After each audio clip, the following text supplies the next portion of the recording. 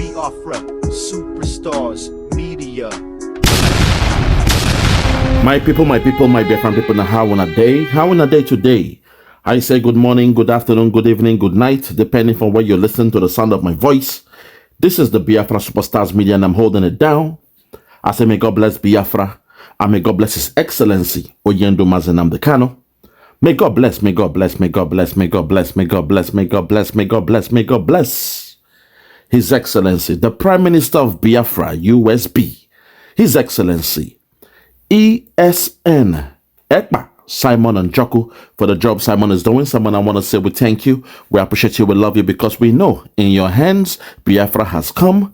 In your hands, Biafra will be safe. And in your hands, now that Biafra has come, the people of Biafra will rejoice. When I say the people, I mean the men, the women, the children, the old, the young, the sick, the mild, the gentle, the civilized and the uncivilized, the civilized and the uncivilized. I say the civilized people and the uncivilized people of Biafra. Those born in Biafra and those born in the bite of Biafra. Those born in Biafra and those born in the bite of Biafra. We shall all come together under one voice, under one union, under one accord, under one government, under one God, and scream for Hallelujah Day, the day that the God of Biafra has made. Above all, I say, may God bless Her Excellency, the Deputy Prime Minister, Dr. Ngozi Okonjo-Iweala. Madam, please ignore the naysayers. We know the enemies have come. We know they will not sleep. They will not relent. They didn't see it coming. They thought that once they keep Samanekpa somewhere, that was the end of Biafra. But the God that we serve is shaming Nigeria, is shaming Britain, France, Finland, that a lady rose. And today, the whole zoo is panicking. They've seen the power of the Biafran woman. Some years ago, in the year 1922, when Britain was doing what the Fulani Caliphate they are doing today in that zoo called Nigeria, it was the Biafran women, what they tagged the Aba Women's Riot, that came up and rose up under one voice and spoke truth to power.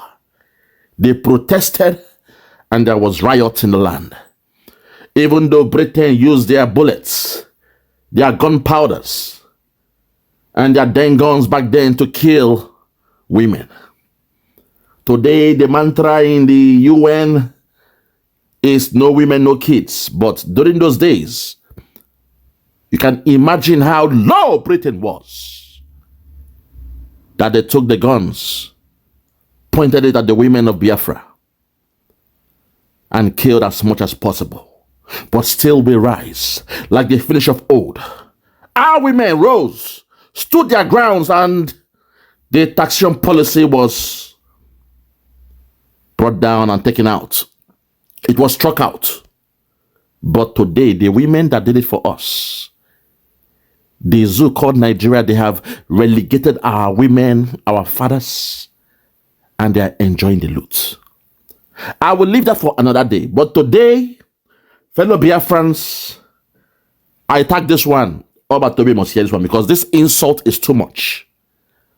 What we are hearing from this man now, this man called Elias GERASOULIS, the insult is too much. I repeat, this man has gone beyond his scope. He was brought in by Toby in a strange way. Because we saw a man who came by himself. He wasn't approached by a Biafran government. He came to us, said he has been watching us online. He knew about IPOB. He knew about ESN. He knew about Nnamdi Kanu. And while browsing online, he was surprised to hear that Biafra is now a republic, government in exile. And he wrote to Toby. And somehow, a bit strange, but somehow, Toby was the one that responded to the inquiry email from the website. It's a bit shocking. He claimed he wrote via the inquiry email on the website of the then Biafra Republic government in exile. And he was surprised when Simon Ekpa responded back to him And before he knew it, he sold himself to Simon Ekpa. And he was contracted. However, this man has been going beyond his scope. This man has been insulting the Biafrans, those who are paying him for his service. Those who said, okay, enough of your service because we don't understand what you are doing anymore. If you claim you are there for Simon Ekpa, how come you don't respect the surrogate delegated by Simon Ekpa to continue in the affairs of Biafra in the absence of Simon Ekpa? So today, I will follow you all. I want you to follow me in this journey, please. Follow me. Watch the way this idiot here was insulting us. The first video he made, I challenged him and he panicked and ran away. He ran into his shell. For more than 4 or 5 weeks, we didn't hear from this man. But he's back. He has summoned some courage. And he's back again online blogging. He's blogging. Ah, God have mercy, Lord have mercy. Ah, Biafrans. I hope we in Biafra land, I hope we don't have this Oyibo man syndrome. That's nonsense happening in that zoo called Nigeria, where they see a Lebanese and they call him Oyibo. They see a man from Lebanon, they call him Oyibo. They see an Indian man, they assume that man is an Oyibo. They see a man from Jordan doing business in that zoo called Nigeria. And the police of Nigeria, they respect him, they bow to him, and they will even kill a Nigerian just to please that man from Jordan, from Lebanon, the Lebanese. Till this day, in that zoo called Nigeria, they still see the Lebanese as Caucasians. Oyibo Pepe. You see a Lebanese man till this day to show you how myopic and backward that zoo is. Hence, they have this complex. Now they have this inferiority complex that when they see a white man speaking, they look into his blue eyes, pale skin, and to them they feel good. They feel they've seen a representative or a representation of Jesus, a replica of Jesus. Jesus, oh sweet Jesus, a man that they want to meet in heaven, but they are all scared to die. Sweet Jesus. That psychology is still in the mind, body, and soul and psychology of my people. Hence, they see this idiot here insulting us, making a mockery of us, a people of Biafra, and somehow people are clapping for him. They say it's good. They feel good about it. Oge Nkere is sending this idiot to come and insult us live on air. So today, to show you that I'm somebody who bow down to no one, people like this, they are my staff in where I'm working. I control them. I tell them what to do, and they are humble and they are respectful. They have no swagger. There is nobody here in the Western world. When they see us, they marvel. How can this black man have this swagger, this confidence, this aura as a human being? But in that shithole, your presidents, your governors, your police, your army, those living in that zoo called Nigeria, they have turned your psychology that you now respect men like this. He now has the green light to insult us. Subliminal insults. Calling you monkeys and chimpanzees. Calling you to third of humans, and you feel good about it. He said, yes, tell us more. Give us our history. Educate us about Biafra. Let us know who we are. Oh my God. I may go spiritual on this one. I may go hardcore on this one. I may not hold back on this one, my people, because this nonsense must stop. Stop seeing yourself low. Stop addressing yourself as inferior because somebody is with pale skin and is speaking to you the way. What does he know about us? What does he know about our culture? What the hell does he know about Biafra? That he is here to educate you, to school you about who you are. And just like your white priest in your churches, in your Catholic church, you are clapping your hands and you are thanking Jesus. You are saying, sweet Jesus, come into my life.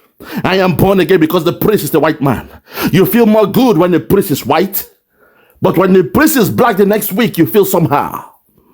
You say, oh my God, the mood in the church was not right because the priest was a black man. Where is the white priest? Where is the Father John Buck? Where is the Father John Murray? When is he coming back? This black priest is a fake man of God. We prefer the white one. Pay the money to get the white one. Today, I will mess that nonsense off your mind. I will wash it off. I respect none. Because people like this, once they descend this low, you put them in your place. So without any much further ado, my people, watch me as I address this man and the nonsense he's saying, the absolute nonsense he's speaking about my people, the Biafrans. Please, going forward, things like this must not be tolerated. This man was paid to be a lobbyist for the Biafrans. That was his job scope. It was a contract. Come and lobby for us. That was your job role. Stay in Washington and do your job. Do your goddamn job. Don't come and teach us, educate us about who we are. You ain't got the pedigree to tell us who we are. Because as black people, as black men, as Biafrans, we were here before you. So how dare you tell me about my culture? How dare you? At this point, fellow Biafrans, I want you all to please calm down and listen to this man. I'm pissed off, but I'll try to stay calm and civil. Listen to what this idiot is saying, and I'll come back. Listen. Wonderful people, Biafra. For those who may not know, I'm Elias, GERASOULIS, the international lobbyist for the Biafra Republic government in exile, represented by His Excellency Simon Ekpa, Prime Minister in detention, and Mr. Ogochukwu Nakere, Acting Prime Minister. Hold it there. First of all, off the gate, His Excellency Mazi Simon Ekpa, Prime Minister in detention. What kind of title is that? You are here to represent His Excellency Simon Ekpa, Prime Minister in detention. Did you catch that slick jibe on Simon Ekpa? And Oge Nkere, the acting Prime Minister. But I want you to catch what he said as the title of Simon Ekpa. Because the last time we heard this from Akparawa in a postal they made, where they said, His Excellency Mazi Simon Ekpa, Prime Minister in detention, we assume that was a typographical error, a typo, that they made a mistake. Because English is not their first language, perhaps. The team of Oge Nkere, they made a mistake when they said, His Excellency Mazi Simon Ekpa, Prime Minister in detention. Prime Minister in detention. Now you will know where they got it from. It was this man here that gave them that slogan to start using for our Prime Minister. Prime Minister in detention. You see me? I read in between the lines. These guys can't fool me. I know their slick talk. I know when they come with a subliminal message to diss you, to make a caricature of you. So take it back and listen to what he said again. When he was introducing the title of Simon Ekpa, he said, Prime Minister in detention. Listen to that jibe. That was a low blow. Listen. Take it back. Listen. Let's go there. Wonderful people, Biafra. For those who may not know, I'm Elias, GERASOULIS, the international lobbyist for the Biafra Republic government in exile, represented by His Excellency Simon Ekpa, Prime Minister in detention. Take it again. Listen.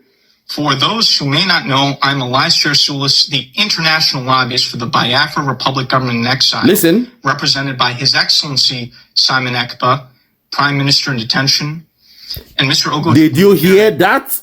Prime Minister in detention? That's his new title now. So Akparawa, when he made that postal where they said His Excellency Mazi Simon Ekpa, Prime Minister in detention, I hope now you see it was a deliberate attempt to change the title of Simon Ekpa to make him sound lesser than who he is. It's a strange one. To address him as prime minister in detention. And today now this man is speaking the same way. Using the same title to describe our prime minister. Hey, Lord have mercy. I hope you guys are hearing this. So all those who is attacking Dr. Ngozi Orabueze, I hope now you are hearing this. This is the boy of Ogenkiri. Elias is the man for Ogenkiri. Hear the way he addressed the title of Simon Ekpa one more time. Please lend me your ears. I'm begging you guys. Now beg at the beguna. Make una lend me una ears. Listen. Take it back and listen. Wonderful people Biafra.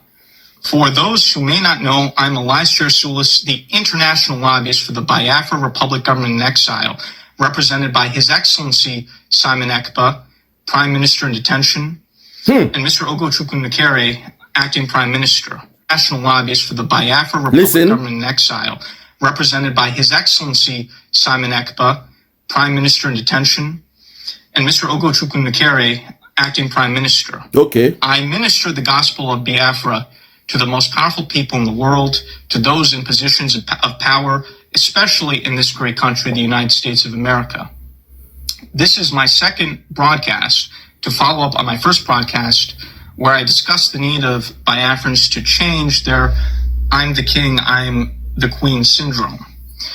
Many Biafrans appreciate... Hold on there. His first broadcast where he made about 5-6 weeks ago, he said that Biafrans should change this their way of thinking that they are the king or the queen syndrome. Go and watch my video how I responded back to this man. He's telling us how to change our ways. You are a lobbyist. Your job is to be in Washington, America, and lobby with the government of Donald Trump. That was the job you were being paid for back then. But now you are coming to give us a historical background about Biafra. You have left your job scope. You have left the contract we gave you. You are jumping into something else now to re-educate us about our culture. For us to do away with our I am the king, I am the queen mentality. I once told you that's not part of the ways of the Biafrans. In our culture, we don't believe in this kind of so-called royal status where you say the king, the queen, the emir. It's not in what we do. We don't have a king or queen. What we have is the umunna. The coming together of men of like age, like mind, like status, coming together under one voice in a union to discuss the affairs of the land of Biafra. That was why when Britain came, they were surprised. They were confused. How come they have more like a parliamentary structure in Biafra land? They were worried. Hence, their indirect rule could not be effective in Biafra land. But when they went to the north, they had the emir. They only spoke to the emir. They enticed the emir. And when they did that, the emir could control the whole crowd. He could control the whole multitude. He could control the village, the community. It was easier for them to carry their indirect rule. When they went to the southwest, with all due respect, they had the Oba, the Kabiesi, and the rest of them. And the same way, they were able to penetrate the southwest, the Yoruba land. They were worried when they got to the land of Biafra because we didn't have a figurehead, a ceremonial head, somebody with a ceremonial power. What we had was the umunna, the coming together of the age grade, men of the same status, men with similar age, men with similar mind, men from communities. They were coming together in a market square, in a round table to discuss affairs, and they were worried. Because that way they could not implement the principles of the indirect rule. I schooled you the last time and you took about 6 weeks off. Now you are back and you are repeating the same thing, the same mistake you made the other time. It means someone like you don't respect us and you feel that you are king over us. So whatever you say becomes law. As the saying goes, I am white and I say so. Whatever the white man says becomes law. That's your psychology. Because I've told you, we the Biafrans, we have nothing like king or queen syndrome. We have none. That's not part of us. But again, in this video, you are repeating the same nonsense. But I'll fall back. Continue. This broadcast, and even those who are angry. Take it back, listen. I'm the king, I'm the queen. Take it back. My second broadcast, follow up on my first broadcast, where I discussed the need of Biafrans to change their I'm the king, I'm the queen syndrome. Many Biafrans appreciated this broadcast, and even those who were angry were upset because I spoke the truth and touched a raw nerve. I was angry, I was upset at your stupidity. You didn't touch no nerve around me because what you were saying was out of point. Obiter dictum, out of point. You were speaking out of your anus. I'll say it that way. Because what you said was alien to us. It's not part of who we are. We don't do that. Go and do your research. What book were you reading? What textbooks were you reading that told you that the Biafrans will act that way? I scolded you and told you to maintain your lane. Remain where you are. You were contracted. Don't get it twisted. It's all about business. It's a contract. We are paying you $10,000 every month. So get back to Washington and do your goddamn job. That was what I told you.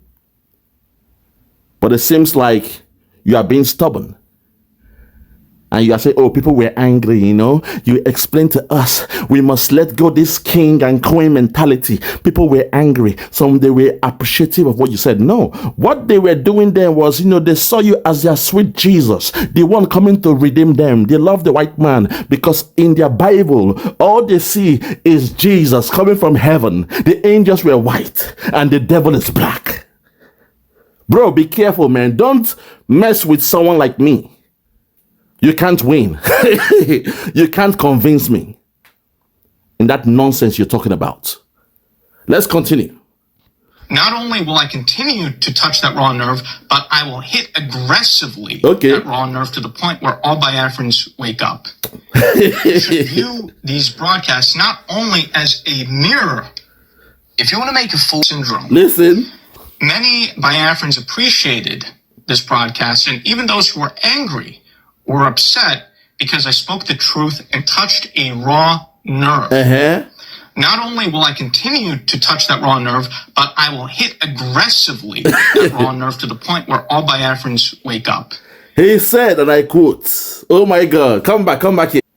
He said, not only will he continue to hit that nerve aggressively, non-stop, until all Biafrans come to terms with his own narrative. I am white and I say so. That's the mentality these guys have. Unfortunately, most of you will fall for it because since you were born in that zoo called Nigeria, unfortunately, even the Lebanese are respected. When someone have a light hue skin, when the skin is hue, a light skin, you assume they are white. You think they are better. You bow to them. So this guy might, you know, score some points because, mentally, Nigerian system has destroyed the mind of the Biafrans as well. They have that syndrome that even when they see a man from India, you respect them, you bow down. This guy, he's Greek. You see a man from the eastern part of Europe. You guys can't even differentiate between Eastern Europe and Western Europe. In Africa there, men from Lebanon, you bow down, you think they are white. Lebanese men, they slap black men in Africa, and people are scared of them. Man, slavery and colonization did a number on our people. But people like us, that we have been to the other side of the world. Over time, we now knew that the white man's eyes is not colder than that of a black man. Over time, we were able to comport ourselves, rediscover ourselves. read history about ourselves, knew who we were back then and now. We knew that 2,000 years ago, what we were doing. 10,000 years ago, we were kings and queens, yes. But that's not the words that the Biafrans are using. So what he's saying here is he has read the history of Africa, where we had this kingship kind of culture. We were living in royalty. And he has kind of superimposed that culture on the Biafrans. But let him continue. Continue. You should view these broadcasts not only as a mirror to the zoo, but also to yourselves. Listen to what he's saying. Please, listen to what he's saying. Very, very important. They are playing with this video, but we must keep on watching it. Listen. Take it back and listen.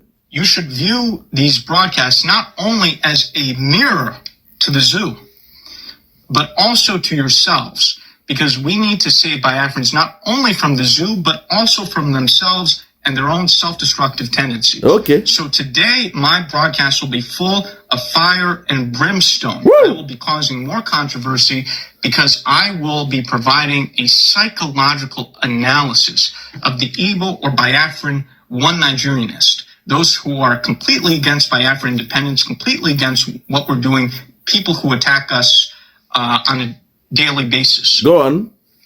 I've carefully studied their psychology, their heart, their soul, their mindset. Hey! And I've come to a few conclusions or observations. From what I can see so far, there are several categories of Biafrans. Okay. There are those who are part of our movement, support Biafran independence. There are the ardent Biafran one Nigerianists. And there are also those who are not opposed to what we're doing, but are on the sidelines. And this third group or last group will be discussed in a separate broadcast. It is remarkable how there can be people from the same place or live in the same place and exist in completely different realities. Why would someone be against their own liberation or self-determination? Do they not see the threat posed to them by the Fulani and the Islamic fundamentalists? We see it. What's going on? We saw it. Firstly, I believe one of the underlying behaviors of the Biafrans who are attached to this one Nigerian concept is the problem of the I'm bigger than my neighbor syndrome. Hey! Now, what do I mean by this? In Biafra land, there is a phenomenon I've read about where wealthy Biafrans build mansions in their hometowns which they never even lived in. I've read about this. I've watched videos about this. Why is this? This is so bizarre. Why do you build a house you don't even live in the house? Because there is an obsessive need among some of our Biafran brothers and sisters to show off. Wrong, and wrong. You're wrong. If not for time, I would have lectured you the reason why it looks or it appears as if the Biafrans are building luxury homes back home, that they don't live in there. One of the main reasons, I will break it down in a very nutshell, is this. In Biafra land, everything we do is done by the people. There is no presence of the federal government of that so-called Nigeria. There are no fiscal policies, investments, monetary policies taking place in Biafra land, despite the oil comes from the land of Biafra. Also, for the fact we Biafrans, we are business people by nature. We are merchants by nature. Hence, the only place we can maximize our profit is somewhere like in Lagos where they have the seaport. Because the closer you are to the seaport, the more profit you can make in your business. What do I mean? In that zoo called Nigeria, because they know the nature, the real nature of the Biafrans. Hence, they decided that they will only have just one seaport. What a shame. A so-called giant of Africa, they only have one functioning seaport in Lagos. In a way for them to have their own wealth and indirect taxation from the Biafrans, they made sure the only functioning seaport is in Lagos. Hence, the Biafrans who are doing businesses in Lagos, making their money, making their billions, maximizing their profit because they are closer to the seaport. They have to live close to the seaport. Hence, they are living in Lagos. They are buying houses in Lagos. But at the same time, we know where we are from. We know our land. We know our culture. We know our villages. It only makes sense that you go back home and reinvest back home. So yes, we are building those houses back home in the land of Biafra.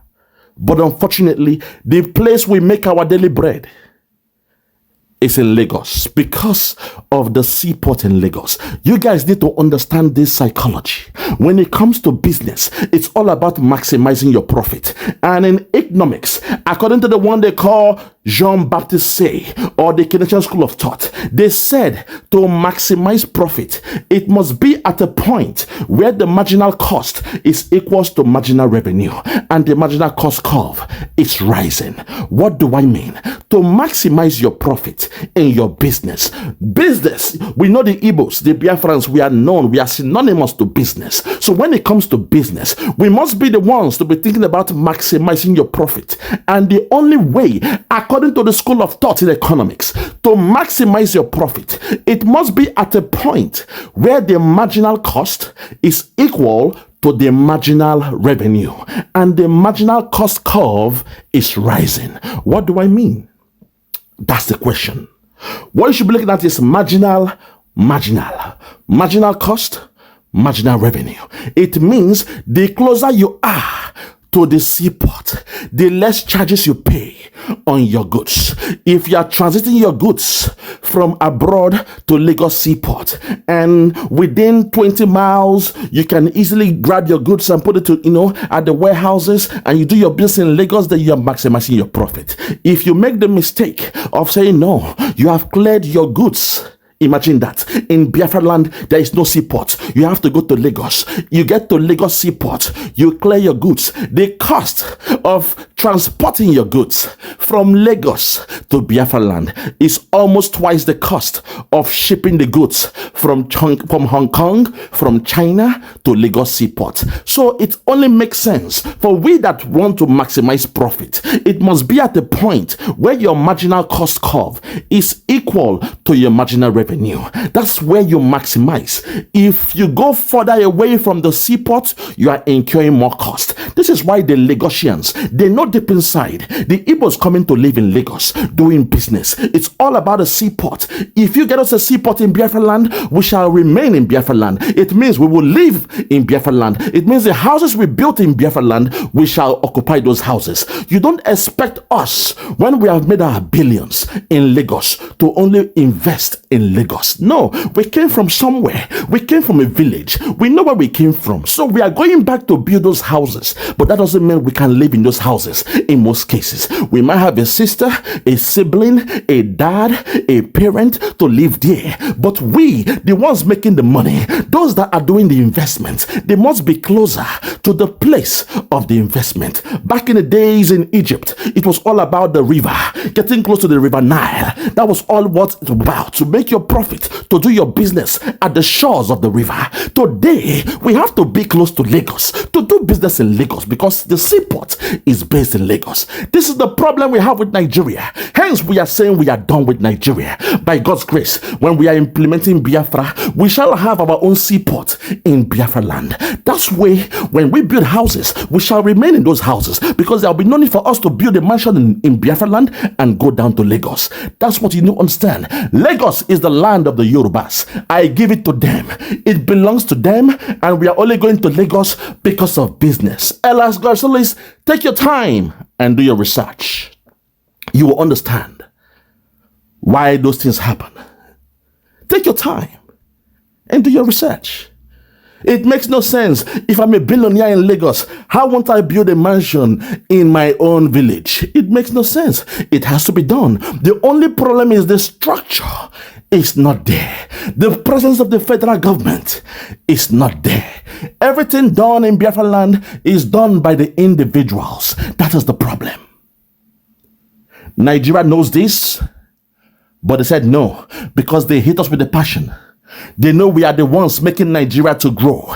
They know the economy would have been dead all across Nigeria if the Biafrans are not there. So what they are doing is to find a way to, to strangulate the economy of Biafra land. There is no presence of the federal government of Nigeria in Biafra land. It means anything we are doing in Biafra land is done by the individual. So you don't expect us, when we go towards Lagos, towards the seaport, open our warehouses close to the seaport, do our business, open our shops, making our money, making our billions, enriching the people of Lagos. You don't expect us to also not go back home and build those houses. We build those houses not because we are stupid or we are foolish. We are doing it because we know that one day Biafra will come. And today we have now implemented Biafra.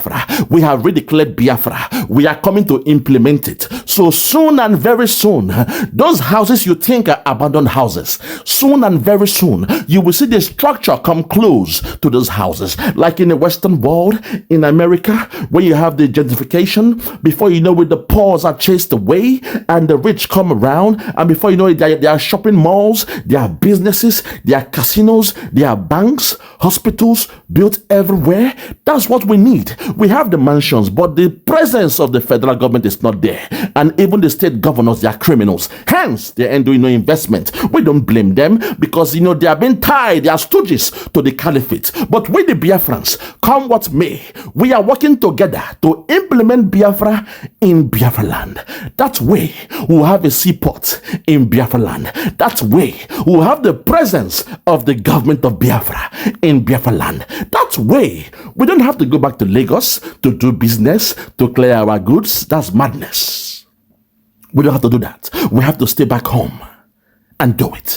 Even the airplanes to fly from America to Biafra land, you have to go through Lagos. You have to go through Abuja in the north. That's the madness, the fallacy we're talking about in that so-called Nigeria. The other tribes, they know this, but they pretend they don't know what's going on. The other tribe, they know what they are doing, but they pretend everything is fine. They said they love Nigeria. God bless Nigeria, because somehow the cabal, Britain, they have succeeded in taking the resources of the Biafrans and giving it to every other tribe in that so-called Nigeria. That's the fallacy that we are coming to change. But unfortunately, someone like you, not understanding the background, not having the ability to go in depth and understand the reason behind the reason. How come these people, they are building mansions, but when they finish building the houses, they only come there on Christmas Day during the festive season? How come? I bet you, if we have, instead of seaport in Biafra land, that will be goodbye to Lagos. If we have the best of international airport in Biafra land, that will be goodbye to Lagos or to the north. Nigeria knows this, but they say no, we the Biafrans, we are the sine qua non, the engine to the growth and development of Nigeria. So they are saying no way. They will keep us the way we are. They will make sure nothing comes out, nothing good comes out of Biafra land, but the oil, the crude, they take from us. That's the problem. That's the quagmire we find ourselves, and we are saying enough is enough. Unfortunately, you don't have the skills to understand what is happening to my people in my land. So the book you have read or the video you said you watch, I'm sorry, they didn't give you the full picture, the lost picture, to understand the reason behind the reason, and why, how and why we are doing what we are doing. You won't understand it, but you should understand it's something called the Sankofa bird. Wherever you are going, you must look back home. We the Biafrans who have made the money, who are rich, we chose to build something. We chose to build a structure from our village where we come from. It will matter for us to only invest in Lagos. That means that Biafra land will become a deserted environment where nothing good will be there except the crude oil they steal from our land. Mr. Elias GERASOULIS, I hope now you understand. It's a very long and vast, story. I had to just find a way to break it down for you to understand. So sometimes learn to understand the reason why we do what we do. It is complex. It is unknown to man because it can only happen in Nigeria. I repeat, it can only happen in Nigeria. You are based in America. How many seaports do America have? How many international airports do you have? In fact, the more seaports you have, the more profit you make. You maximize your profit because more business are coming all across the different regions. More business are coming. Business is booming. Importation is booming. The farmers, they are happy. But in Nigeria, because of tribalism, they said no, they will share it. When it comes to seaport, Lagos, the Yorubas, you have this. When it comes to the government, the Abuja, okay, the North, it must be around your own area. You control the wealth, you control the money, the oil wells, it belongs to the Fulani cabal. That is the problem. This is why we are fighting. This is why we said enough is enough. That's why somebody like Simon Ekpa is fighting to liberate their people. And Nnamdi Kanu is fighting to free his people. Elias, GERASOULIS, I hope now you understand this. Let's continue. Listen. This obsession with showing off in my own personal experience. To provide a personal anecdote, I was aware of one situation where a Biafran lady, whom I personally know and will not name by name, went around telling everyone about how expensive and great her shoes were, telling everyone and their mother about how expensive her shoes were, and then also about how everything she does is perfect and so on and so forth. What is bad with someone being happy about having an expensive shoe? Last time I checked in America, it's the same thing. You guys have seen as guys who have been fly.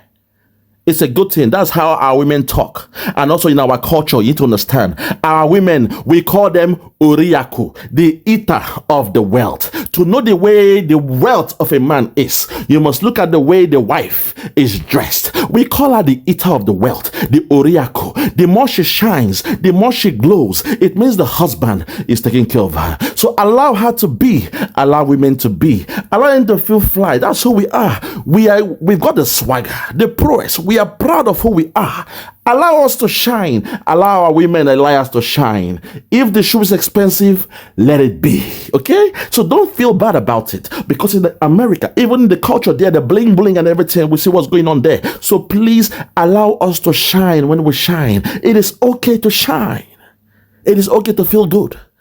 Our women speak that way. And even the men, we call the women Uriaku, the eater of our wealth. You see, you don't understand the culture. That's why it's a bit, it is convoluting in your mind. It's a bit complex. You don't get it. You don't get it. And our women are not cheap.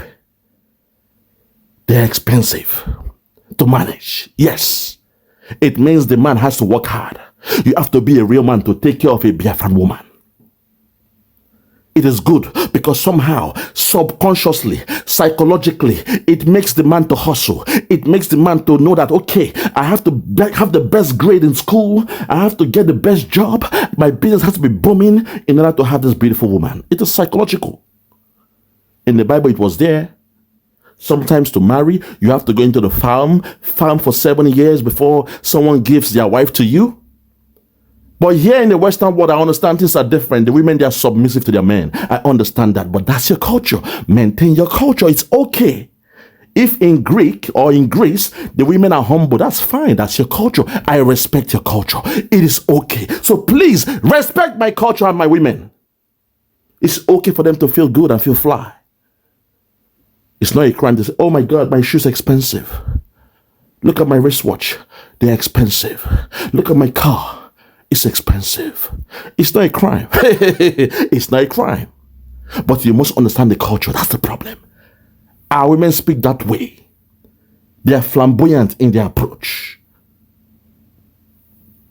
Lord have mercy. In fact, let me fall back. Let's just hear this guy talk. Let us hear him talk. Talk to me, Elias. Talk. So this is not hypothetical. I've seen this firsthand with my own eye. As such, these wealthy or successful Biafrans, they get high, they get intoxicated when showing themselves off and their wealth. They start to float to the clouds, just like those who believe they are the king or they are the queen, who misinterpret the original phrase of there's no king or queen in Biafra land, and they start to think that they are the king and they are the queen, and they are superior and so on and so forth. So the problem is in the mindset of these people. What is the point of Biafra? These people to show off to everyone how rich I am and how superior I am. I have 2 Mercedes. My neighbors don't have anything, so what's the point of Biafra? I build a home that I don't even live in, so everyone can just see how rich I am. So why is Biafra needed? Because of this, these Biafrans are so blind, they can't see the existential danger that the Fulani and the Islamic fundamentalists pose right underneath their own nose. So let me explain the situation to you, the Biafran one Nigerianists who are listening. Carry on. And I want you to listen very, very carefully to what I have to say to you. Okay. The Islamic fundamentalists have taken over. We know that. Nigeria. We know that. Previously, you had the House of Fulani people. Now they're just the Fulani. Yes. The Fulani have swallowed the Hausa. I agree. These Islamic fundamentalists have moved from the north into the southwest and now are targeting the Yoruba. Okay. You have a Muslim ticket leading the country, including a vice president who played an instrumental role in the rise of Boko Haram. Okay. There has been Islamic fundamentalist capture of the Nigerian state, the Nigerian military at all levels. That's true. According to an article in the Nigerian Punch newspaper in January of 2025, again, not my opinion, this is the newspaper in Nigeria, and I quote, leaders of pan-Yoruba groups representing artisans, workers, students, community-based groups, traders, professional and self-determination groups have jointly expressed their opposition against the move to introduce Sharia law in Yoruba land. So this is not simply a matter of terrorist groups and Fulani herders killing Biafrans or people in Nigeria, which again is an ongoing and serious issue. This is also a matter of systematic takeover of the entire country. But do you know the culture of the Yorubas and the Fulanis? Do you know the ties, the pact, the partnership they've signed? Do you know the mutual understanding, the MOUs they've signed together? To an extent that they even have the same culture, religion. Hence, it was inevitable. Oh my God. It is inevitable that Sharia law will also come down to Yoruba land. Because the man who made Sharia law to be official in that so-called Nigeria was a Yoruba man. The man they call Obasanjo, while he was president. Those in the north, they came to him. We made you president. Today we want Sharia law. And the coward said, well, for the first time, he was laughing, cracking jokes, saying that, well, Sharia law would die a natural death within 6 months. Obasanjo, the one you all love now, he was the architect of Sharia law. He boasted that he will give them Sharia law, but within 6 months, Sharia law would die a natural death. Unfortunately, Sharia law has been waxing stronger and stronger throughout the whole north, some part of the middle belt. And today, I wish to update you with the information that you read way back in January of 2025. Today, in April 2025, Sharia law is now waxing strong in Yoruba land. Because of the dichotomy, the way things are there. 60% of the Yorubas, they are hardcore Muslims. 40% they are Christians and traditional worshippers. Unfortunately, to most of them, they assume that it's all about politics. Unfortunately, in most cases, they don't want to blame the Fulani. They want to turn around and blame the Igbos, the Biafrans, for the problem. They left the bully and they are blaming the one that is being bullied in the classroom. So to the Yorubas, they got what has come to them because it was bound to happen. They also refused to listen to a prophet, a man who came to them in the name of Chief Dr. Sunday Adeyemo, aka Sunday Igboho, a man who came and told them it is time for their Yoruba nation. They refused to listen.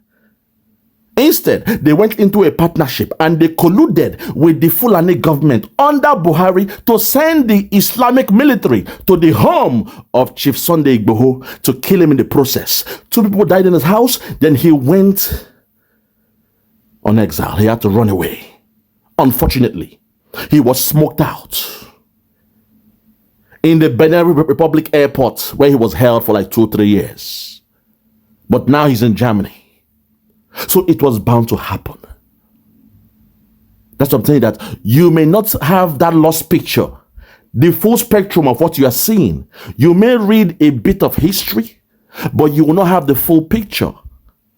I was able to just paint that picture for you to understand why what is happening in Yoruba land is happening, and why the Biafrans are resisting the Fulani and the rest of them. It is deep-rooted. The history is deep-rooted, my brother. You will not understand, Elias. But I'll allow you to have the floor. The floor is yours. Continue. Radical Islamic fundamentalists. If the Islamic fundamentalists take over Yoruba land, obviously the next and the last target will be Biafra land. Many of the Islamic fundamentalists have openly expressed this, that when they are finished with the Yorubas, their next target and their final target will be the Biafrans. Okay. And there are those federal politicians in Nigeria who openly express their desire for the entire country to be under Sharia law. Okay. Which again would include Biafra. There have been efforts, including even last year, to expand Sharia law throughout the entire country. Now that effort last year in the national legislature in Nigeria did not succeed. But if Nigeria continues on its current trajectory, that will be the reality at some point. Okay. There will be Sharia law imposed on federal level. Sharia will come to Biafra land. Yes. So if we do not, we've declared Biafra, but if we now do not restore Biafra, everyone in Biafra land will be under Sharia. And what I'm telling you is something that I'm very, very confident in. This is going to happen if we don't take the necessary action. You are 100% correct with that. That is what's going to happen. It is inevitable. However, we the Biafrans, for us, it is Biafra or death. We ain't scared of the caliphate. We ain't scared of the Janjaweed, of the Boko Haram, ISIS, ISWAP, Lakurawa. Our only problem is this. The politicians in Biafra land who during the Biafran war, their mothers were raped by the Islamic military from Nigeria. So deep in them, most of them have the DNA of the caliphate. So by nature, they are bound to be submissive to the caliphate. Not only that, our second problem are some of the cowards from the other tribe. Unfortunately, to call a spade, I would say the Yoruba tribe, unfortunately. Not all of them, but some of them. The elites, those in politics, those cowards in politics, they see what is coming. They've seen what is coming. The headsmen have come to their land. Mietiala has come to the land. And they don't want to fight back. They said they will have their Yoruba nation peacefully. There will be no bloodshed. Nobody will die. They want to talk their way out. So when the headsmen come to the land of the Yorubas, what they want to do is to sign a partnership with the headsmen. When the terrorists come, they want to sign a mutual, understanding. A memorandum of understanding. How can we work together? Okay, bring your cow to the land of Yoruba land. Eat on the grass. But please, if the farmers are around, please don't kill them. Please don't rape them. Please don't steal their land. This is the problem of the Yorubas. A people that pride themselves to be the most educated in Nigeria. All they have to do is to look at the caliphate in their face and tell them enough of this nonsense. Support the Biafrans. We are fighting for the same thing, to liberate ourselves. We are tired of staying in Lagos. We want to go back to our land. Why do you keep on supporting the caliphate over the Biafrans? So those are the two fundamental problems we have. If we go to war with the caliphate, unfortunately, some of the Yorubas will support the caliphate against us. It means we're fighting the battle on two fronts. That is the problem. It's a strange one. That we want freedom, yes. But the other side, the other camp, saying that they want freedom. The moment we say, okay, come with us, let's get the freedom, they will say, no, they don't trust the Biafrans. They don't trust the Igbos. The Igbos cannot be trusted. Instead, we should work with the caliphate. But today, Biafra has ridiculed our freedom. And today, Sharia law is now in Yoruba land. But still, when you ask them, they will still say, oh, don't trust the Biafrans. We can't trust them, We just can't trust them. Ask these guys, which Biafran man, oh my God, have mercy. Hey! This is shocking, embarrassing. Ask those men in Yoruba land. Name me one Biafran man that came to their land with AK-47 to steal their land, to steal their resources, to steal their farmland, to rape their women and steal their land. Name me one Biafran man who has done it. There is none. But still they will tell you they don't trust us. Keep an eye open when you're sleeping with a Biafran man. The Igbos cannot be trusted, they say. And I keep asking myself, name me one Igbo man or Biafra man that has gone to the land of the Yorubas to steal their land, to steal their businesses, to steal their house, their homes, their resources. Name me one. I didn't say two. Name me one man, one Biafran person that have done that. They can't. So the problem in the Yoruba land is a bit complex. It is a complex one because Sharia law has entered. You have to trace it back to the days of Afonja and Alimi. It's another story. You have to trace it back. Go back. Research and see where this problem came from in the land of the Yorubas. That the Biafrans, we are fighting, we are dying to liberate ourselves. Yet, you say you don't trust us. Huh? Very confusing. But I'll give you the floor. The floor is yours. And in places in Nigeria that are already under Sharia, children are having their limbs chopped off, their limbs amputated. I read a story of a 12-year-old boy who had both of his arms cut off for allegedly stealing an item. I mean, this is barbarism at the highest levels. Okay. So when Biafra is under Sharia, you will all be subject to Sharia, regardless of how rich you are. There's no provision in Sharia law which says if you're worth more than $1 million or if you own Mercedes or what have you, that you are exempt from Sharia law. So as such, at that point, will it really matter that you own multiple Mercedes or big houses that you don't even live in if you're under such a circumstance? That is why we are fighting, because we know our punishment will be severe. If they chop just 2 hands of the Muslims in the north under Sharia law, God have mercy. When it comes to the Biafra side, they will chop off your 2 hands and your 2 legs. They will turn you to eunuchs. Go and do your research. Eunuchs. The first slavery that took place in Africa was done by the Muslims, where men were turned to eunuchs. They catch you as a slave. They cut off your manhood. That way, you can't even... Oh, I won't go there. I won't go there. Let's continue. Many of the Biafran One Nigerianists discuss having a great Igbo land within Nigeria, or having an economically strong a la Igbo within Nigeria. Absolute nonsense, complete rubbish, garbage. Tell them. First of all, it is a fallacy to think you can make Biafra into another Dubai, which is what these Biafran One Nigerians talk about. Within the constructs of a failing Nigerian state, which is quickly becoming like another Somalia. What affects the whole affects the part. In order to have this so-called economic Biafra, you also need political and geopolitical independence. This is basic logic. This is basic reason. That's the problem with you people whose brains have been broken by the zoo. You can't reason. You can't logic. That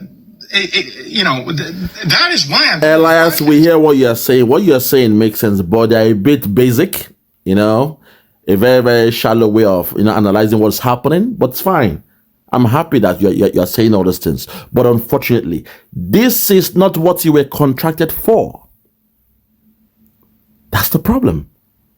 Your job is to be out there in Washington and lobby for the Biafrans. That's the scope of, I mean, in a contract, they will itemize everything there that you have to do.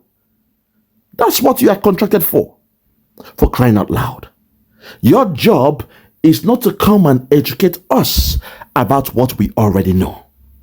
Our leader, Nnamdi Kanu, from 2012, has been preaching this gospel. We know all the chapters. We know all the pages, the scriptures, all the verses. We know them already. We know what we are doing. That's why under Dr. Ngozi Oruabueze, we are implementing Biafra in Biafra land.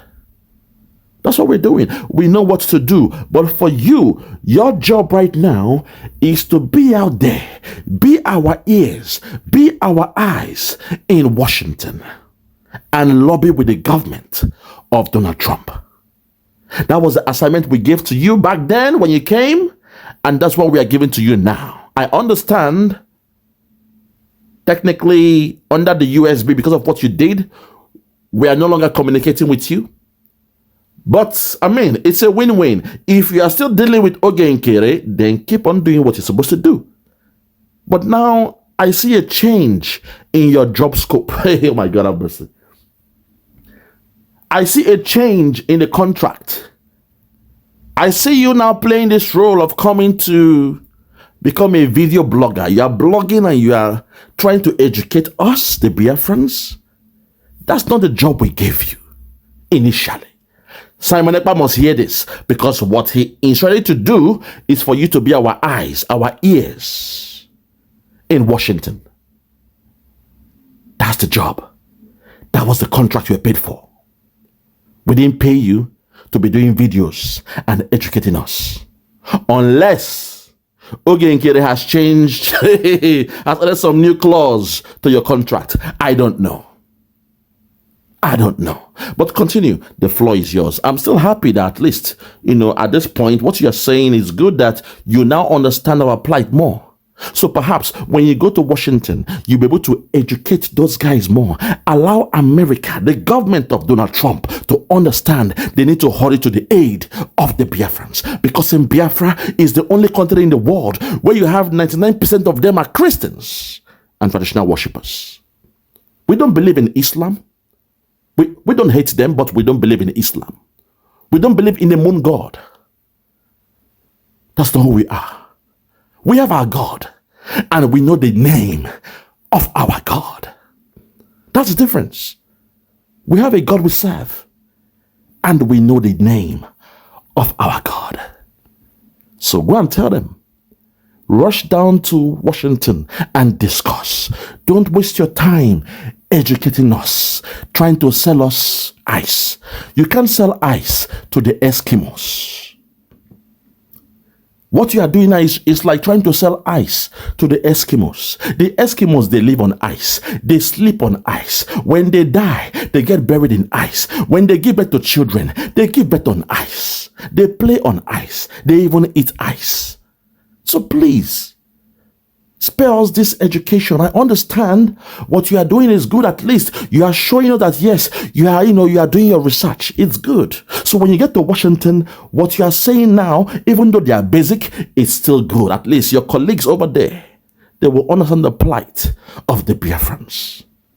But please spare us this, this education. We don't need it. We already know who we are. Trust me, every Biafra knows the assignment. That's why to this day, we have sit at home in the land of Biafra. It has not been done anywhere in this world. That's for 4 years and counting. 4 years and counting. A people decide to sit at home, and the so-called government of that land, the governors can't even stop them. Show me where it's done. 4 years and counting is because our people, they understand the assignment. They know what's up. That's what I'm saying. We know what's up. So preaching to us, lecturing us is a waste of time. Take your time and go to Washington. That's what you are paid for. Unless you are telling me the scope of your contract has changed. But let's continue. To help you people logic and reason in order to think more sensibly, more reasonably. And I'm hoping that with these broadcasts, we could reset the brains of many of you people who just cannot think properly. Wow. Who think rubbish, who think nonsense. An insult. So furthermore, right, even if you could achieve this economic evil land fantasy within Nigeria, which is not possible, but even if you could achieve it, what is the point of the so-called economic evil land, economic Biafra land, if you have no freedom? Which is not possible, but even if you could achieve it, listen, what is the point of the so-called economic evil land, economic Biafra land, if you have no freedom? Does having a fancy hotel or these Biafran businesses or having a lot of money matter when the Islamic fundamentalist authorities in Biafra land, once Biafra is under Sharia, seize you for minor infraction and decide to cut off your hand? I'm serious about this. There is a misconception that those in the Biafra independence movement are somehow idealists or we're delusional. No, those who are part of the Biafran independence movement are the realistic ones. It's the opposite of what you think it is. It is the Biafra One Nigerianists who are unrealistic and completely delusional. Completely delusional. I watch these Biafran One Nigerianists closely, and I watch all Biafrans closely with my eye. Even if I don't say anything, I watch everything and everyone closely. And so when I watch these Biafran One Nigerianists, I see you loving to take photos of yourself at the Nollywood party, or this fancy thing, that fancy thing, getting dressed up in Biafran attire, showing off yourselves, you know, floating here, floating there. You people need a reality check. That's a good point, because those guys who still say they believe in Nigeria, they say they are doing the Igbo nation. They said they believe in Nigeria. They think they've got friends all across the different tribes. So they say, okay, I'm rich. I've got friends in the other tribes. So I love Nigeria. Nigeria has been good to me. The politicians, they believe Nigeria has been good to them and their family. Those who are actors and the rest of them, those with businesses with the other tribes, they assume for the fact they are living somewhere in Abuja, somewhere in Lagos, and all their friends are Yoruba, Hausa, Middle Belt, the Fulani, they are best of friends in terms of that business spectrum. So they assume Nigeria is good because their circle are just the rich. But unfortunately, they don't understand what is coming. Slowly, they are getting it now because kidnapping now is now rampant. And the kidnappers or terrorists are going for the so-called rich ones. So slowly they're getting it. But it might take a while because they are so deep-rooted in their belief of Nigeria. They will tell you they love Nigeria. They believe in Nigeria. They will say Nigeria is good. May God bless Nigeria. They will blame Simon Ekpa. They will blame Nnamdi Kanu. They will follow the caliphate, the government of Nigeria, to attack their own. They called Simon Ekpa the killer of his people. They went to Finland to blackmail Simon Ekpa. This was done by those so-called Igbolites who believe in Nigeria. This is the problem. So what you said there, that's a good point. Don't get me wrong. I'm objective. What you said is a very good point. But that's the problem we face. Hence I said, the problem of Biafra is what? Multi-pronged. The Fulani is there. Those within Biafra land who believe in the caliphate, they are there as well. They are there. They love the trinkets they are getting from the table of the caliphate.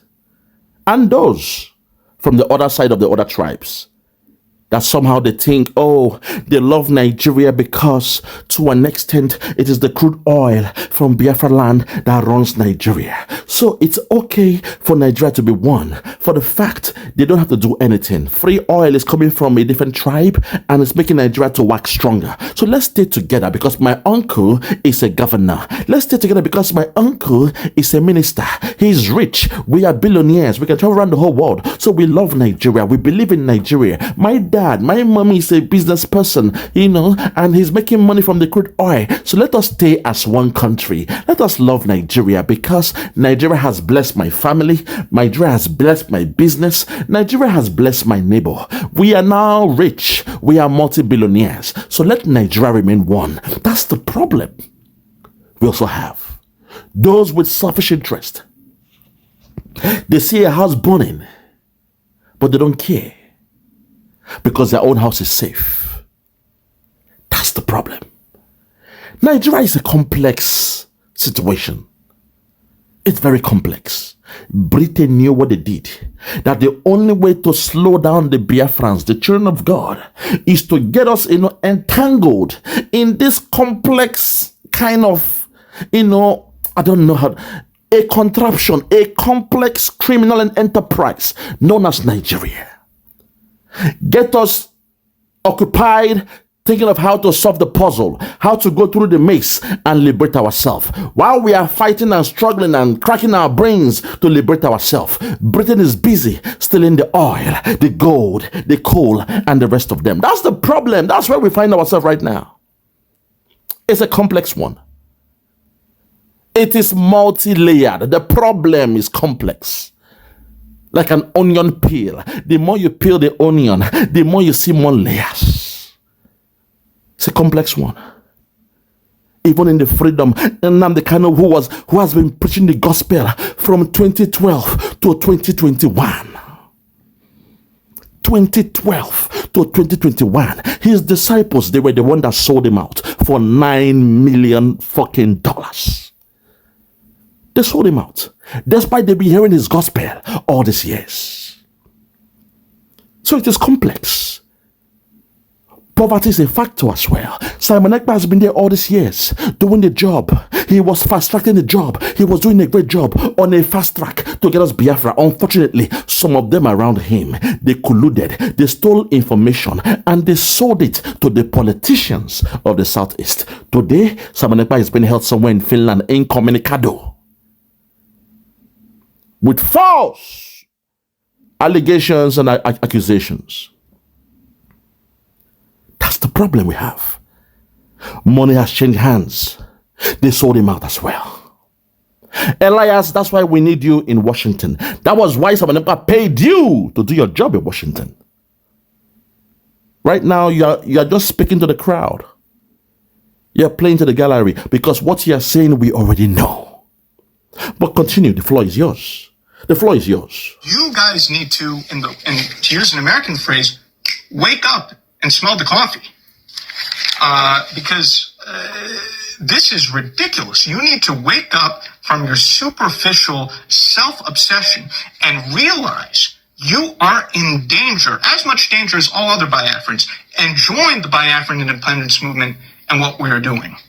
That's the first point. Secondly, the second reason why some of these Biafran one-Nigerians are not supporting what we're doing, frankly, selfishness.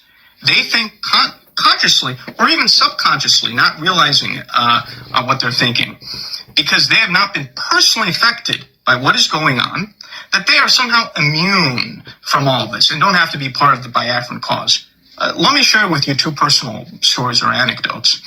One of our Biafran sisters who was part of the struggle, who I will not mention by name, had tried to convince a Biafran friend of hers to join the Biafran independence movement. Her friend was always dismissive, always negative. Then one day, her friend's family member was killed, cut to pieces, by Fulani herders in Biafra land. And after this murder, she changed her mind and asked to get involved in the Biafran struggle. I have a second story. Another member of the Biafran struggle had a highly educated doctor that she went to. She showed this doctor an article about killings of Biafrans in his own village by these Fulani herders. And his response, shockingly, was that he didn't care because his relatives were not killed. What I want to say to those who don't care is that even if you have not been directly affected, even if your relatives have not been killed, at some point they will be in danger. So you should support the Biafran independence movement. You don't have to learn the hard way after one of your relatives gets murdered by one of the terrorists or the Fulani herders or so forth to join what we're doing. Be sensible. You don't have to learn the hard way. And I just want to end by saying, I'm not speaking harshly to be critical, but to help you save you from yourselves. I want the Biafran one Nigerianists who are listening to this broadcast to carefully consider what I'm saying for your own benefit and salvation. And also, I want everyone else to listen to what I'm saying, to reflect on it in their own self-reflections. So I will be continuing upon the topics that Go on. highlighted. Hold it there, I beg. Hold it there for me. This is the problem. God. Lord have mercy. Hey, Simon Ekpa, I'm so sorry. You have gone through a lot, my brother. This was the only way to bring you down. This was the only way to bring you down. What's happening to you right now it's a complex one. Very, very complex. Because right now, we can't even see the hand of the enemy. They are all wolves, dressed in sheep clothing. It's hard to tell who the real enemy is. Toby, I'm so sorry. Hey! I'm so sorry because I saw this coming. I felt, after I saw what happened to Nnamdi Kanu, I said, my people, they are not mature enough. They don't understand what freedom is. That we're at the verge of getting our freedom. We're praying the books of Psalms. Our leader, Nnamdi Kanu, asked us to be praying the books of Psalms. Every day we're praying the books of Psalms. Nigeria was shaking. They knew we were in the 11th hour to our liberation. We had the men on ground. We had everything going on for us. But unfortunately, money, that green paper, was able to turn some people around within the government of Nnamdi Kanu for them to smoke him out. They gave out his location to Nigeria. And today, our leader is now in the detention of Nigeria. Kidnapped from Kenya. Kidnapped in Kenya. And through an extraordinary rendition, was brought back to Nigeria. Kidnapped in Kenya. Chained to the ground for 8 days. Their intention was to kill him in Kenya. But luckily, our leader has a thunderous voice, a very loud voice. He created a commotion at the airport of Kenya. At the Kenyan airport. And people were viewing. Passerbys were wondering what was going on. And because of that, those hitmen, they called Nigeria and said, I'm sorry, we cannot kill this man in Kenya because he made a very big commotion. That was pandemonium. People were watching us. Cell phones everywhere was videoing us. So this case has been compromised. Plan A was to kill him. We can't kill him. So they kept him sorry for 8 days. He was chained to the ground for 8 days. I repeat, Nnamdi Kanu was chained to the ground for 8 days. Where he had to defecate on himself, urinate on himself, because he was chained to the ground. Most of you, within 6 hours, you have to use the bathroom to urinate. But for somebody who was chained for 8 days, I hope now you understand what he went through. The plan of the Buhari government was to kill him while he told us to be praying the books of Psalm. Their plan was to say, oh, he went to the mountain to pray, and in the process, he died in a mountain because some few idiots have taken money, blood money, from the Nigerian government. So when I saw what happened to Nnamdi Kanu, I knew our people were not mature enough for freedom.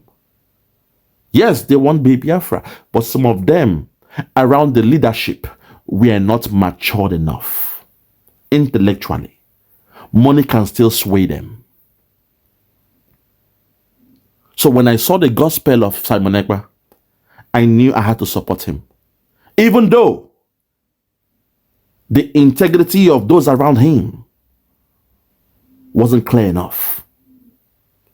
Hence, I came in with caution. I came into the movement with a pinch of salt. I trusted Simon Ekpa with my life. I was giving my life, but those around him was the problem. I never trusted them. Or they've not done something for me to trust and entrust my life on them, with them. So it's very, very sad that what happened to Simon Ekpa happened to him. Because those within the cabinet, they were stealing the information and giving it to the enemy. And before you knew it, a fictitious charge was brought against Simon Ekpa. Hence, Mr. Elias GERASOULIS, don't take it personal. I don't hate you. But it's the pain I'm having in my heart, knowing what my leaders are going through. My leader Nnamdi Kanu, my leader Simon Ekpa, even Ojukwu, while he was away on exile, they almost killed him there. Someone shot him, but luckily, they missed the target. I don't hate you. But my worry with you is, how come you are moving the goalpost? How come suddenly you are playing this role that when Simon Ekpa was here, you never played this role of trying to lecture or teach us. Your job in the contract was our lobbyist. What is the job role of a lobbyist? As a lobby, what is your job role? To go and meet the stakeholders, the who is who, the high and mighty in America, and discuss with them, politic with them, cajole them, woo them over to our side, show them the fringe benefits that they are bound to have if they work with the Biafrans. That is the job of a lobby. Washington is there. Do your job in Washington. That's what we're saying. I don't hate you. But when I see you leaving what you were asked to do and you're coming to do the extraordinary stuff of lecturing us our culture, it's somehow.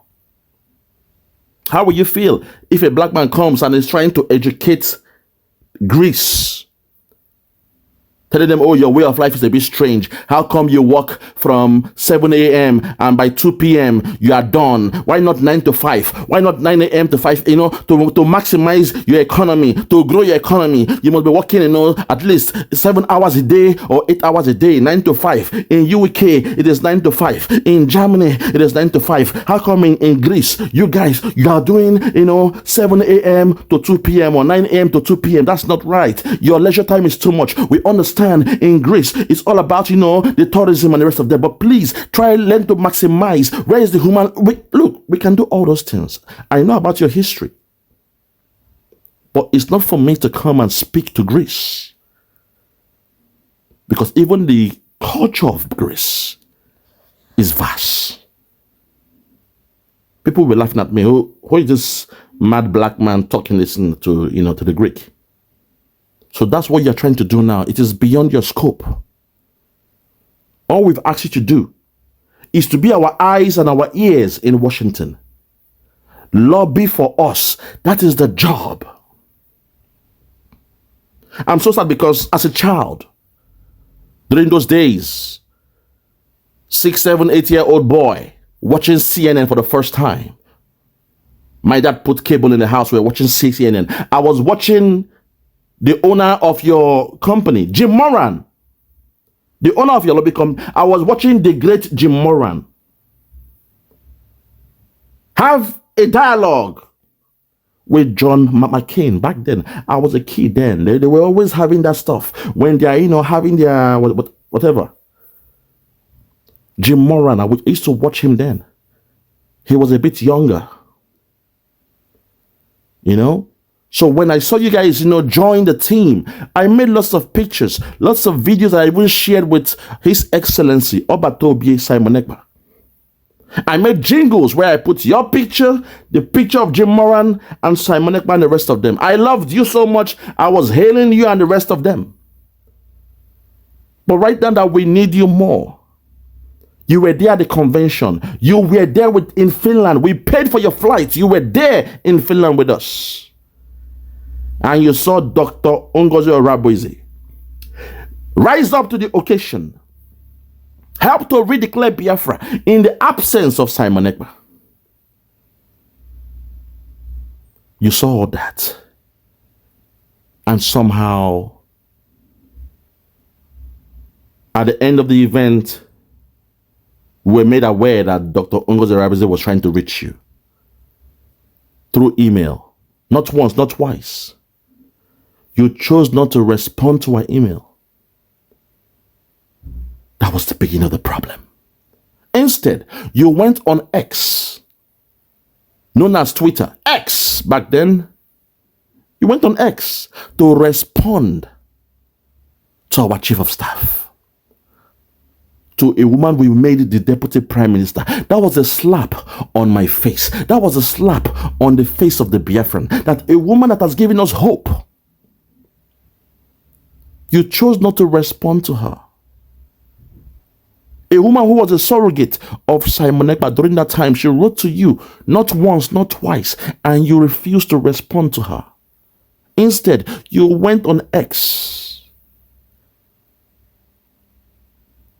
and gave all your allegiance to Ogenkere. That was the problem. At that point, you drew a line. That was your biggest mistake. You should have remained neutral until Simon Ekpa returns. But because of your own interest, you have a vested interest somewhere. That the lady that redeclared Biafra, we all saw it in the whole world. I was in tears, tears of joy. We saw how she was fidgeting on stage at the podium. We saw everything. You were there when she was announcing all the states. And the crowd was shouting, yes. Anyoma, yes. Owerri State, yes. Lokoja State, yes. You were there. But at the end of the event, she wrote to you and you refused to respond. That was unethical. Because people can ask for an inquiry. You are bound to respond to that person. But we saw the emails, and you refused to respond. So since that time, even though I loved you so much and Jim Moran, as a child, I used to watch him, in the Senate and the rest of them, in the Congress, the way he was speaking. At that point, I knew I had to take a stand. I had to take a stand because what you did was unprofessional. In my place of work, anybody can write to me. I must respond to them the same way they wrote to me. But what you did was wrong. So you coming to lecture us now here, it's a bit, it's a big contrast from your job role. That's what I'm saying. Your job is to remain in Washington, be the eyes of the Biafrans in Washington, be the ears of the Biafrans in Washington, be the mouthpiece for the Biafrans in Washington. That is your job role. That was the contract we offered you. Or if there's something else, then come in your video and explain your new job role or your new contract with the Biafrans. Because left to me, I see you as a contractor. A contractor must be bound to the contract. You can't go beyond the scope of the contract. You are bounded by the contract. I rest my case. For those that have ears, let them hear. For the Biafrans that have ears, let them hear. I keep telling you, follow who no road. Follow who no road. Very, very soon, Obatobe will be here. I'm taking my time, jotting down everything, day-to-day activities. In my very busy, hectic schedule, I'm still doing it. Taking down day-to-day activities. And when he's freed, when he comes amongst us, I will communicate with him in the usual way we do it. I want you to remember, Obatobe said he will give somebody a task. That person is smiling, but he will also give like 2-3 people the same task. You guys should respect Obatobe when he said, what you don't know is bigger than you. What you don't know is bigger than you. To Ogenkere, keep doing what we are doing. We ain't stopping you.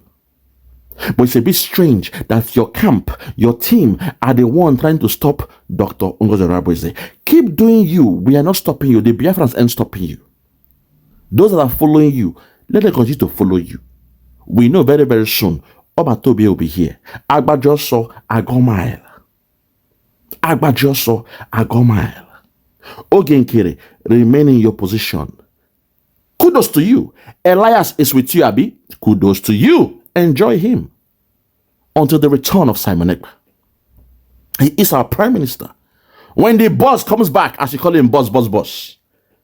When the prime minister comes back, we shall now see. When he goes through your stewardship, goes through the account of the Congo, he will now make that judgment. Say, okay, at this point, he'll make his broadcast now. He's still the boss. He's still the prime minister. He's still the head. Dr. Ngozi Orabueze is working for the prime minister. Ogenkere, you claim you are doing what you are doing for the prime minister. No wala. But when he comes, his decision will be final. And when he lands that sledgehammer on the gravel, I hope you guys will not stop this nonsense going forward. I rest my case. For those that have ears, let them hear. For those that have ears, let them hear. I remain yours, the one and only, Biafra, Superstars Media. Thank you, God bless you, and God bless Biafra. Yeah, Biafra. Yeah, Superstar Media. Tell me about Biafra. We going back to the motherland. Tell me about Biafra. I wanna know. Tell me about Biafra. We going back to the motherland. Tell me about Biafra. I wanna know. We're going back to the land. We're going back to the motherland. Biafra. Tell me about Biafra. We're going back to the land. Tell me about Biafra. We're going back to the motherland. Tell me about Biafra. Tell me about Biafra. We're going back